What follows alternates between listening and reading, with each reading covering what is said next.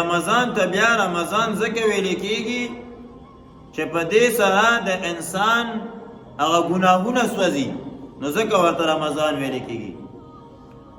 او بیا په دې کې الله جل جلاله روزې فرض کړې دي، او روزې ته په لغت کې صوم ویل کېږي، او صوم مطلق منع ته ویل کېږي.